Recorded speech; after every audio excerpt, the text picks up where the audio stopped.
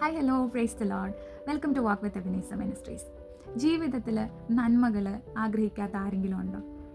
നമുക്ക് എല്ലാവർക്കും ഒത്തിരി പൈസ വേണം, നല്ല ജീവിത സാഹചര്യങ്ങൾ വേണം, പ്രശസ്തി വേണം, മറ്റുള്ളവർ നമ്മളെ ബഹുമാനിക്കണം, സ്നേഹിക്കണം. ഇതൊക്കെയാണ് നമ്മുടെ എല്ലാവരുടെയും ആഗ്രഹം. പക്ഷേ ഇതൊക്കെ എങ്ങനെ നേടാം എന്നുള്ള കൺഫ്യൂഷനിലാണ് പലരുടെയും ജീവിതം. കുറേ വർഷങ്ങൾ എന്ത് ചെയ്യണം, എങ്ങനെ ജീവിക്കണം എന്നറിയാതെ പോകുന്നു. പക്ഷെ ഇതെല്ലാം നേടാൻ ഒരു വഴിയുമായിട്ടാണ് ഇന്ന് ഞാൻ വന്നിട്ടുള്ളത്. സദൃശ്യവാക്യം 22-ാം അധ്യായം 4-ാം വാക്യം. താഴ്മയ്ക്കും യഹോവ ഭക്തിക്കുമുള്ള പ്രതിഫലം ധനവും മാനവും ജീവനും ആകുന്നു. ഹല്ലേലൂയ. ഇതിൽ കൂടുതൽ നമുക്കിനി എന്താണ് കേൾക്കാനുള്ളത്? ധനവും മാനവും നമുക്ക് ഈ ഭൂമിയിലായിരിക്കുമ്പോൾ ആവശ്യമുള്ളതാണ്. ജീവൻ എന്നുള്ളത് നിത്യജീവനാണ്. ഈ ജീവനപ്പുറം കർത്താവിനൊപ്പം ജീവിക്കണമെങ്കിൽ നിത്യത വേണം.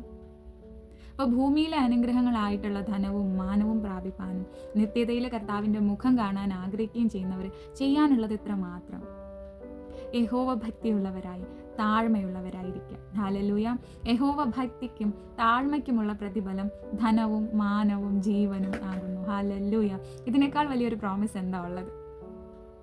നമ്മൾ എങ്ങനെ ജീവിക്കണം, നമുക്ക് എന്ത് വേണം എന്ത് വേണ്ട എന്ന് തിരുവചനം പറയുന്നുണ്ട്.